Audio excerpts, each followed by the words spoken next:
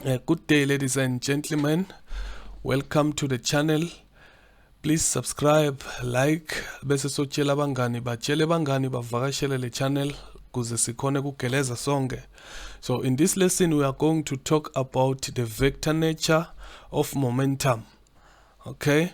We know from our previous lessons ukuthi change in momentum is given by final momentum minus initial momentum.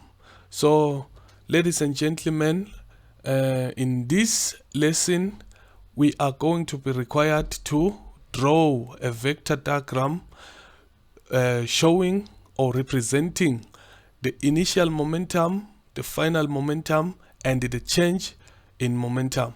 So ukuze sikhone kwenda lokho in a simple way, ngizokufundzisa lenye i-method letodzinga ukuthi si-rearrange le equation le ye change in momentum in such a way that the final momentum becomes the subject of the formula. So if sifuna kwenda lokho mathematically kusho ukuthi kumele sithathe le initial momentum siyiwelise equal sign iye ngale kule change in momentum. Sitobe sesisala ne equation le, so the final momentum as our subject of the formula bese ngala siba nale change in momentum plus the initial momentum, because the initial momentum masiwelisa le equal sign itonchintsha ibe positive. Once saba nale equation le nale final momentum as a subject of the formula, we can use what we call the head to tail method to add. Siyayati ukuthi leyo i-method lesiyisebenzisa if we want to add vectors, njengoba sisho ukuthi sidobe sidraw ini i-vector diagram. Le vector diagram sidobe sina 3 ma vector sidobe sina 3 ma vector whereby lama vector ethu kutobe kungile li vector le representa i final momentum, kuli vector le representa i change in momentum, kuli vector le representa i final momentum. Alright, let's quickly check ukuthi sitikhumbute because ngiyati ukuthi labanye ngendeka bayikhohliwe le head to tail ukuthi isebenza njani. Le head to tail ukuthi isebenza njani. If we have 2 or more vectors and we want to add them, we can use the head to tail method. So let's say we have 2 vectors, one that is pointing up. Nothing over, I'm not using a ruler. So when you are going to use a ruler kuze yonke into yakho ibe right. You have 2 vectors, v1, v2. One that is pointing up and the other one is pointing to the right or is pointing to the east. So, okay, if we want to add these 2 vectors, we can use the head to tail method. The head to tail method, it's yona. Draw the first vector and from the head of the first vector, draw the second vector. Okay? It's yona, draw a little vector lekcala. Bese lalo kutophela khona leli vector lekcala. Ngilalo kunale head ya leli vector lekcala khona ngini. From the head ya leli vector lekcala, draw a vector number 2. Okay? Bese ke le resultant vector angeni siyati ukuthi when we add vectors sisuke sifuna ini, sisuke sifuna le resultant vector, sisuke sifuna resultant vector, sitayibita ngithi VR for resultant vector. Kuze sithole le resultant vector sitowenda njani, sitobe sesidraw le vector lelitosuka from the tail ya vector number 1 siyeti kwe head ya le vector lekugcina. That will be our resultant vector. Okay, let's quickly use the head to tail method. Si add le 2 ma vector la. Ithi yona draw vector number 1. Noma uqala ngaliphi lo draw kuqala kutoba ngu vector number 1 wakho. Asiqale ngaleli yetulu ngamasibom. Sicale nga v1. Okay, when we draw v1, kumbula ukuthi angisebenzisi i-ruler. This is v1. So it's yona le head to tail from the head. I-head ya v1 naila. Siyayibona ukuthi head ya v1 ngile. So from the head ya v1, draw vector number 2. Vector number 2 wethu uya east, that is v2. From the head ya v1, draw a vector number 2. Once you draw vector number 2, to find the resultant vector or to draw the resultant vector, draw li vector lelitosuka la kule tail ya vector number 1. Vector number 1 i-tail yakhe nayila.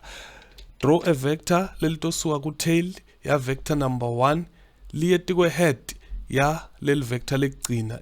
In this situation in vector number 2 kusho ukuthi draw vector lelitosuka kule tail ya vector number 1 lite la kule head ya vector number 2. And lel vector lelo automatically kutoba yini a resultant vector. Can I be straight? Okay, better. So this will be my resultant vector. Isebenza njalo ke le head to tail, ladies and gentlemen. Noma ngabe lama vector ayingakhi utosebenzisa le pattern leyo, noma ngabe i4 utotsi vector number 1 from e-head ya vector number 1 udraw vector number 2, from e-head ya vector number 2 udraw vector number 3, from e-head ya vector number 3 udraw vector number 4. Bese kuze uthole le resultant vector utotsatsa utodraw vector lelitosuka kwe tail ya vector number 1 liyeti kwe head ya vector number 4. So lel vector lelo kutoba yini i resultant vector yakho. So let's quickly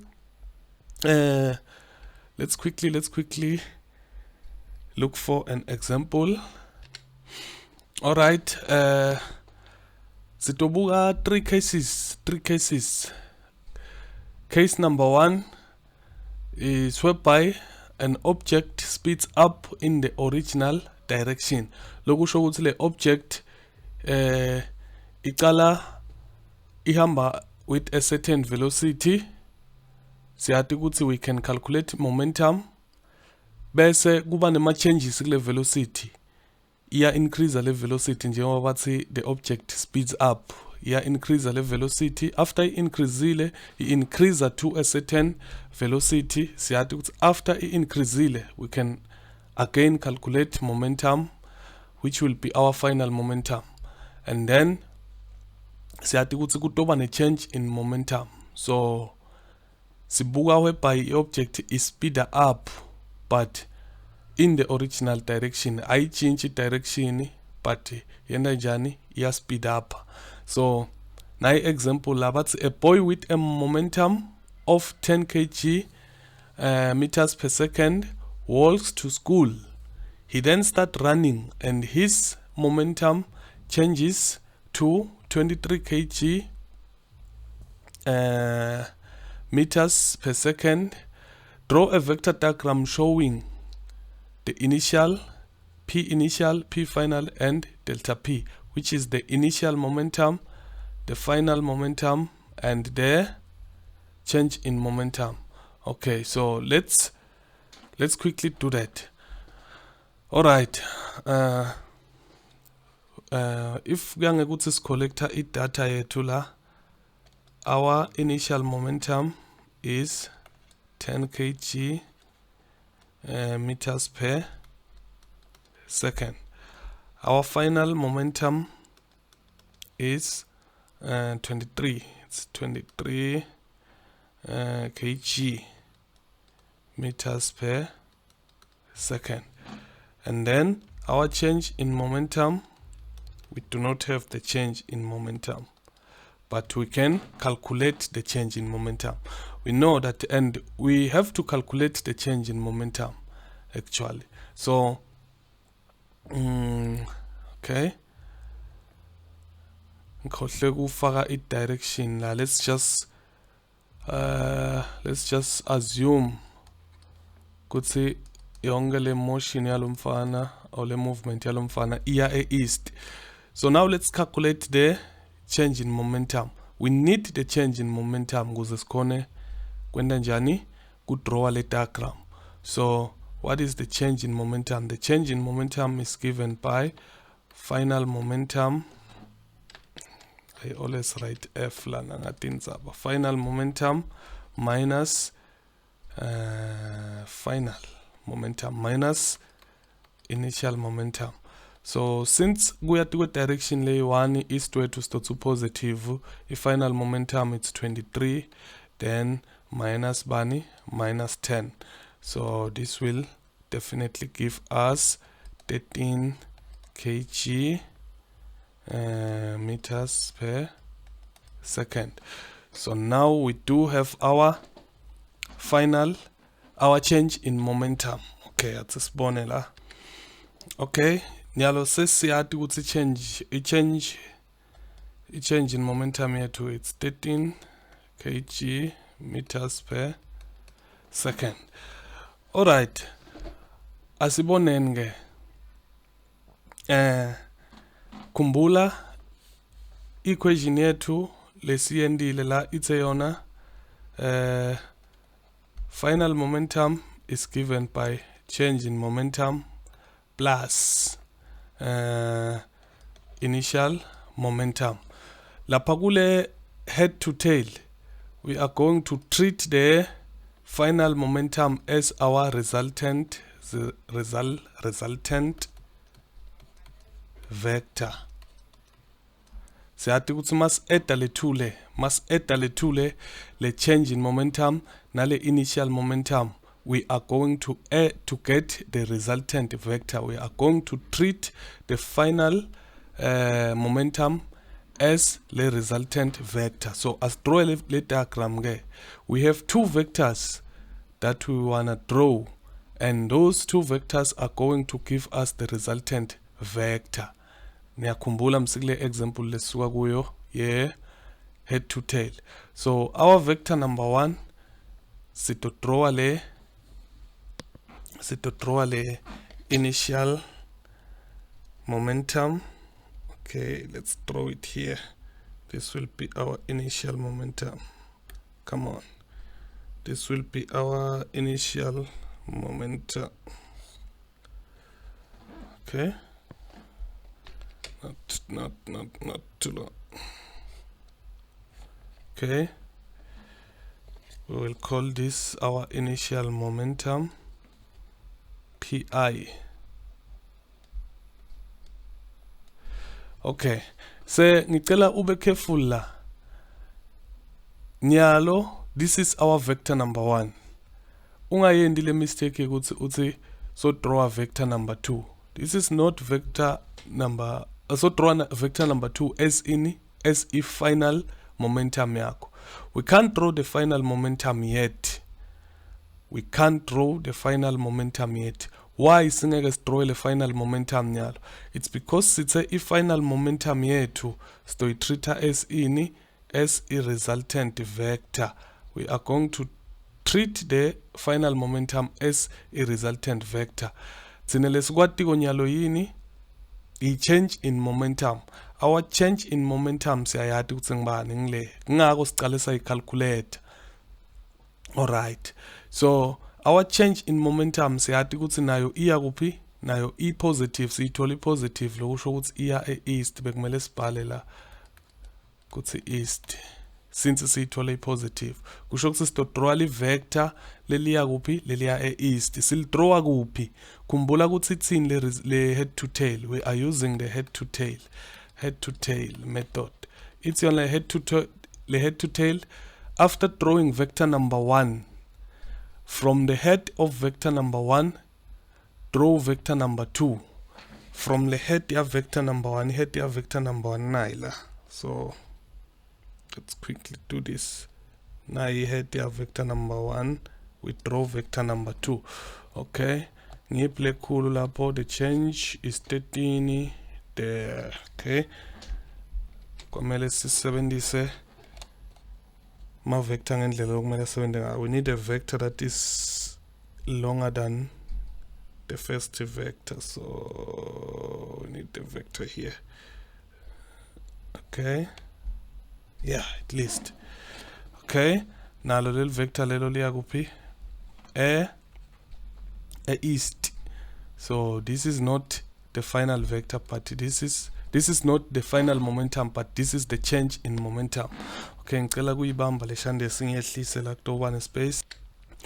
Okay, senyalo sesitofuna ini? Sesitofuna le resultant vector. Nang vector number 1 wethu la, nang vector number 2. Solo silandzela ini? Silandzela le head to tail. It's on a draw vector number 1, then from the head of vector number 1, draw vector number 2. Okay, sesikwendile logo. Now we want the resultant vector. The resultant vector is going to be our P final. La kule diagram already P1 is naye, delta P is naye, kushoda P final. P final is kutoba yini ngile resultant vector yale sum yalama vector lawa. Masibuka le sum yalama vector lawa, i-resultant vector according to the head to tail, it's yona from the tail ya vector number 1. From the tail ya vector number 1, draw a vector that is going to the head of vector number last, which is vector number 2 in this case. So as it draw a vector phezu kwalawa, but what we can do singal draw la tulu or singal draw la ngaphansi. So i-tail inayo la, i-head iphelela la. So singa draw a line to join lapho. I don't know if I'm going to be straight, ladies and gentlemen, because I don't have a ruler here, but I will try. Okay, it's something like this. So no, that's way too long. It's something like this. Okay, coming from, okay, yeah, looking good. Okay, and this will be our P, okay, P final. So siyabona ukuthi even nalama length alama vector aya correspond, because siyabona ukuthi P initial is just 10 kg meters per second.